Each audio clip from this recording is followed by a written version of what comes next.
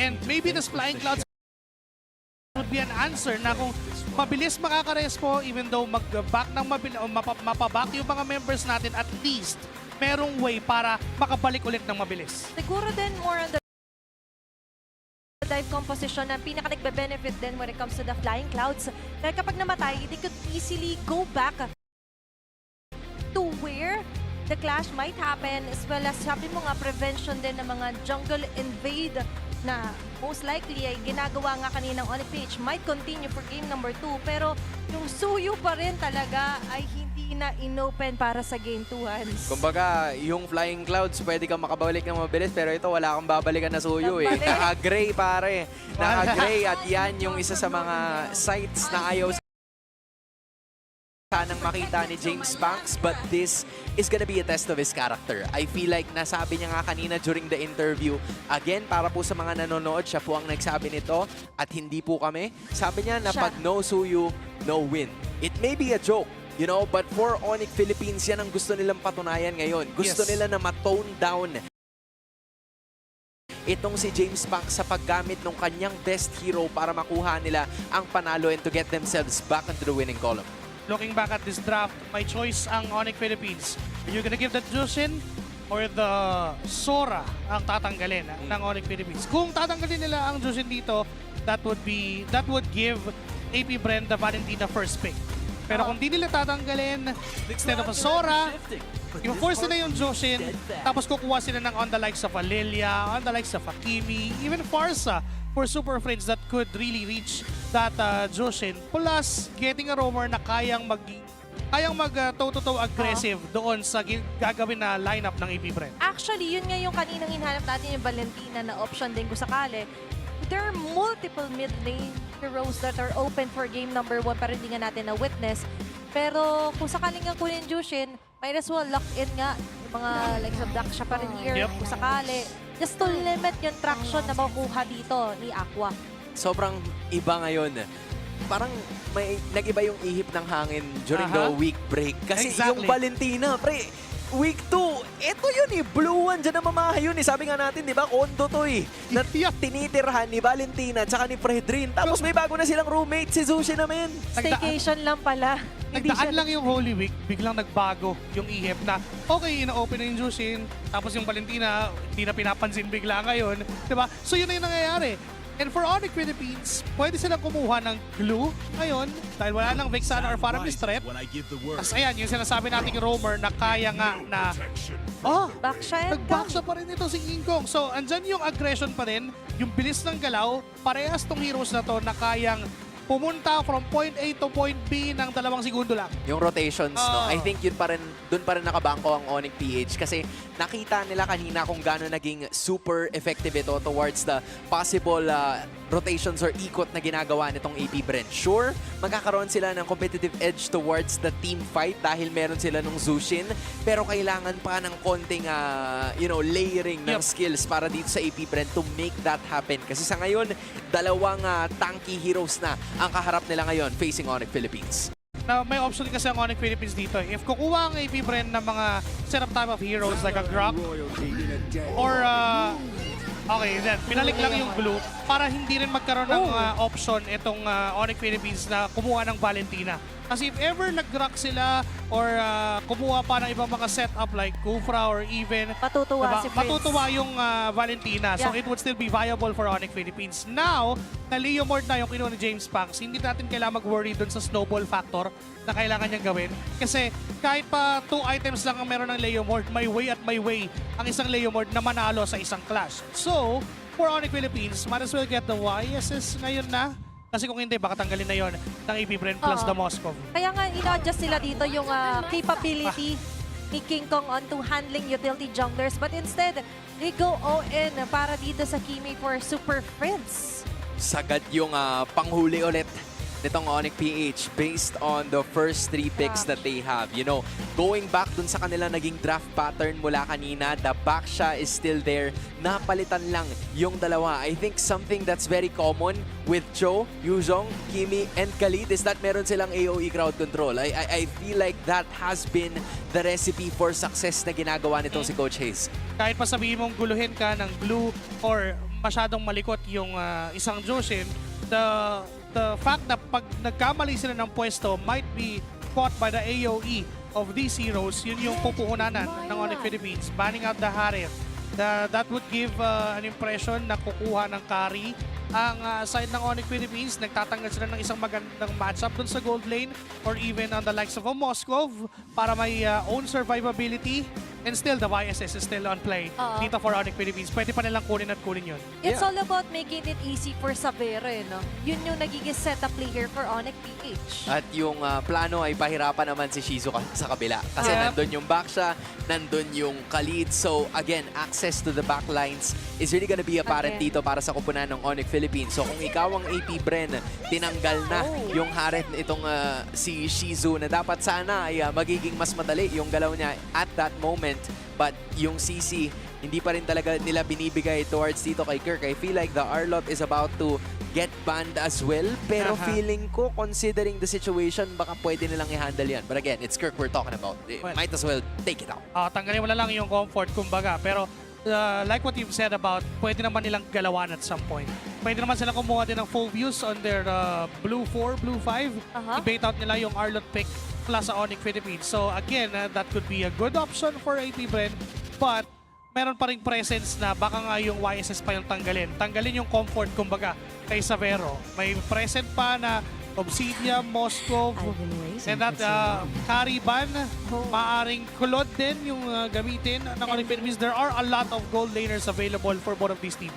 And in addition, yung Claude kasi we saw AP Bren use it a while ago. Nagamit itong si Shizu. And basing it on the composition na meron sila, they have enough kung sakali na mag-BMI.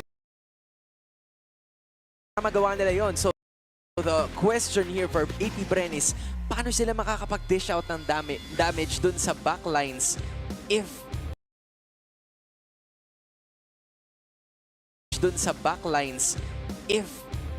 the Claude is no longer gonna be an option. Kailangan nila ng pang-hold kung sakali, di ba? Pero with that, they remove the Alice altogether. Hold na pwedeng ang bumabad here for Onyx PH. Pero yung YSS option for me ay possible pa rin. Looking at the AoE or the range naman, hindi sila kakapusin super. And yun yung pinakagana so far para kay Savero dito sa MPLPH. Kumbaga, you remember when we talk about Granger being the safest gold lane out there? Ngayon, Para sa Onyx Philippines, yung YSS yung safest nila para kay Savero. safest in the world. Yun yung isa sa mga napagana niya all throughout the weeks that have passed, and they can still get that on this red 4 dahil pwede nga nilang i-bait out na wag mag-phobia si KLVJ tapos kumuha bigla ng Arlot. Ito si Kirk. They might as well just go. Pero head yung on. Yushin talaga, men. YSS pa rin. Gaya ng sinabi nyo, guys, Hanggang this dulo. is true. Rotation, ando na sa pinakaunang tatlo. Yung info, nasa Yushin Shin. Kumbaga, maglalagay ka na lang ng cherry on top dito yun na for yun. like a really good combination para sa Onyx PH. But for AP Bren, at least nakuha nila yung Moskov. This was one of the considerations for the ban na sinasabi nyo kanina. And they have a Shizu hero. It's just a matter of how they will be able to protect him enough kontra sa Sanda Makmak na dive na galing din sa Onyx PH. Siguro yung part din na, sige, Shizu, kung mahihirapan ka when it comes to clashes, pero so, pag nagpupush ka, pag kinailangan ka lang namin, mas mabilis yung respo. Versus kanina na very obvious kapag nasa baba si Shizu, ang bilis naglo-lord agad ng Onyx PH. Now, he has the tendency to go for the surprise attacks dito sa Onyx PH. Switcheroo for AP Bren or baka magpulong sila ng Cho XP. But then again, mas viable nga yung ganito, nag-Blue XP and a Cho for Nova. But Kirk, nagbigay siya dito ng XP lane na hindi magiging problema ng Onyx Philippines. Kumbaga kahit masipa ka, kahit bigyan at bigyan ka ng AP Bren, okay lang kasi mabubuhay ka. Ito yung mga hero na usually nakikita natin kay Ryota.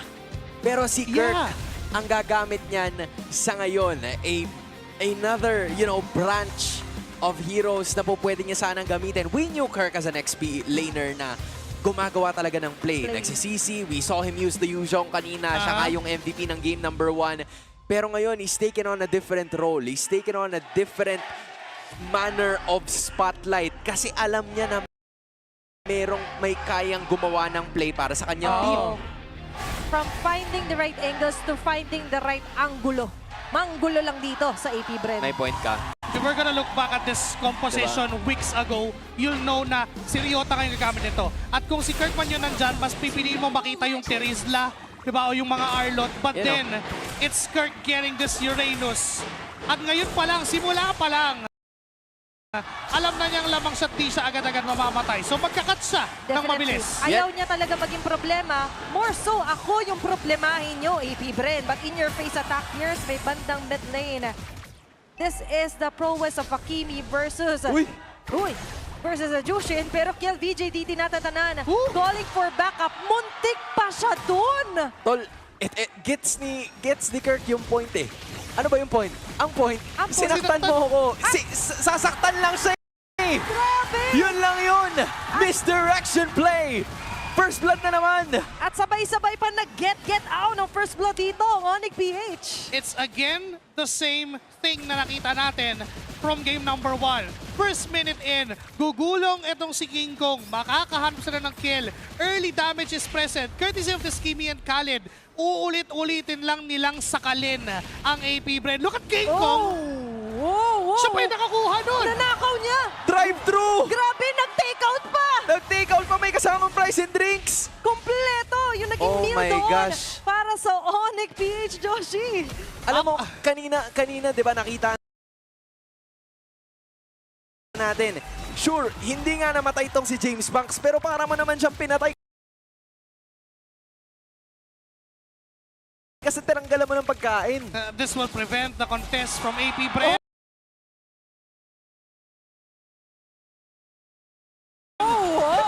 And look at Super Friends. Oh my gosh. Totoo Again. ba si Super Prince yung nakikita natin gumaganito? Because of what Onyx did, wala nang chance kumontest sa AP Bren for this turtle. 3 seconds in, but respawn. Yes, makakasilip si Nova. Makakasilip din etong si Aqua. But then again, there would be no jungler from AP Bren na magko-contest niyan. Level 3 pa lang siya, si King Kong pa 5 na. Easy turtle yet again ba ito? Kasi nag-a-attempt pa lang lumapit ang AP Ayan Bren. In your face na naman si Kirk and Super Fence. And a free turtle again for King Kong. Diretso invade, deny ng jungle ng AP Bren. And not only that, even Kiel BJ napipilitin na sumama. Brusco onto James Banks. Oh my Grabe gosh. naman yung abang niya. Sobra na yung delay sa level ni James Banks. Tol, At level susunod pa rin 4. na rin si Sandstorm. At hindi doon magtatantan. Mapapatay naman siya sa dulo. Medyo pinanggigilan ni Brusco. Nakita niya level 3 pa lang yung Oyabak. Sabi niya, sige, ito na yun. Kaso siya, yun nasaktan sa pagkakataon na yun. But still, Onyx PH. Wow, 3-level disparity from King Kong and James Pangs. Hanggang ngayon pa lang magpo-4 si James Pangs. Ngayon lang siya tinigilan ng Onyx Philippines. At meron ng way ang Onyx Philippines ngayon na, okay, sige, kahit sino, pwede nating guluhin ng ganyan. Again, we have a lot of sustainability. Oo, siya tinigilan pero ito hindi Oh my tinigilan gosh. talaga. Kiel VJ going down. Hindi talaga siya tinantanan dito nila Kirk tsaka ni Super Friends. Then tumba si Patrick. Bulagta eh. Bulagta si Patrick. Ang hirap na ng buhay ngayon para sa AP Bren.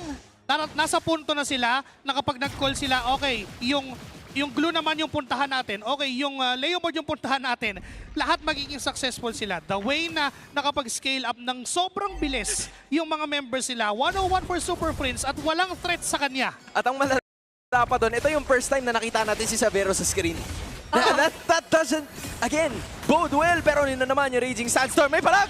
Okay, ito yung magiging palag. Super Friends will be caught off guard para meron na yung clear ni Ferker. Tatabang Wow! ito, di Aqua. Getting the kill. Ito yung balibag serye para sa AP King Bren. Kong? Bumabawi King ng double kill. King Kong as well with a double. Curse of Sasuke nawalan. At hindi niya makakawalan sa sights niya dito. Sila Aqua with a triple kill. Will go for the Oh mid. my gosh! At ngayon, Nakatakas. hindi man nakakuha ng kill ulit to si King Kong. Pero hindi yata na patatakasin basta-basta dito. Babanatan nila si Sila King. Love and Kiel VJ, gagante. Andun yung mga shun po. Makakawala? Slam as well. Pero Men! buhay pa rin si King Kong. Men, gusto sanang pumalag ng mga bubuyog na nakuha sila sa kill. Pero hindi nila kinaya yung kunat ni King Kong. Lampas 1 minutong nasa gitna ng screen natin si King Kong at lampas 1 minutong may bumabakbak sa kanya sa AP Bren, but then he lives his life. Hindi pa siya namatay, kanya pa yung turtle, all because of the sustain na meron ng Onyx Philippines and all because of the damage na kaya nilang ibigay as early as now. Oh my gosh, Daylight Robbery. Tawagin mo na si sino ba yung mga si Atom Araulio, men. May nakawan na naganap. Oo, Legit, sobrang daming nangyari. Kailangan i-document. Ayan na nga, nandyan na mismo sa harap si Kirk. Nangangapit bahay na. Na para bang siya yung taga dyan talaga mismo. They're committing all their skills. Si Kirk makakatakas pa yata pero nadapot. Solstair is enough. And it took 4 members just to take him down. Pero kanina pa daw kasi siya nandun eh. Oo. Namumuro na eh. Kinailangan ng palaga ng AP Bren as they get their 4th kill. Sa tagal niya doon, ang daming nakuha ng Onyx Philippines. Ang daming binuhos ng AP Bren just to Sobra. take down one single hero na hindi naman nila talaga problema sa clash at this point. Ang nagiging problema lang ng AP Bren is yung damage output na binibigay and yung peel na meron ng Onyx Philippines. Kahit pa kasi gaano katagal na tumagal yung clash na yon, hindi nila mababawasan yung kalid. Lumuluhod yan. Wala silang pantanggal other than ma-knock up ni Nova o masipa, but then you wouldn't waste your resources just to do that. Mas gugustuhin mong kumuha ng pick-up doon sa mga problema talaga, which is si Super Friends. At si King Kong din.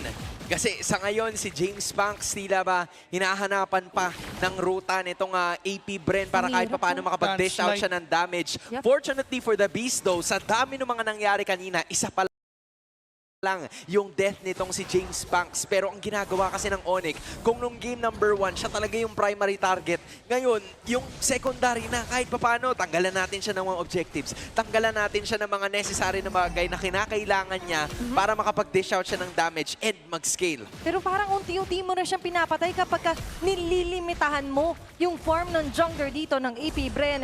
And right on cue pa rin, magle-level 11 na si King Kong, level 8 pa rin si James Banks. Hindi pa niya yata nahahawakan ng sabay yung purple at orange niya. Other than the minute 1 na meron dito sa game na to, lahat na mga kinukuha niya, yung kabila kinukuha na rin ni King Kong.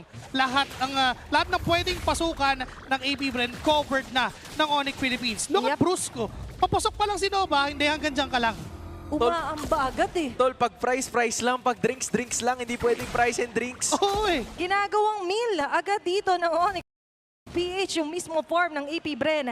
And now, nakikita natin, even if there's no more kill video onto the front line, wala silang paki. Basag lang ng tore dito para kay Savero. Mas maraming beses pa nating nakita na nandito sa side ng mapa na to ang camera at ang Onyx Philippines as they are just simply taking everything away mula dito sa AP Bren.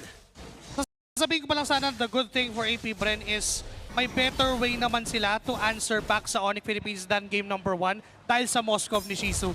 But then, nung pumunta si Kirk, naisip ko rin bigla na hindi niya rin pala pwedeng patayin yung Uranus kapag nag-def doon sa split. Kasi pwedeng siya pa yung mamatay in return. Ganun kakunat. And kapag nakapag-build up ng Blade Armor itong si Kirk, siya pa yung masasaktan doon sa isang Uranus. Plus, may threat pa na pwedeng lumipad bigla yung Baksa and even yung Khalid.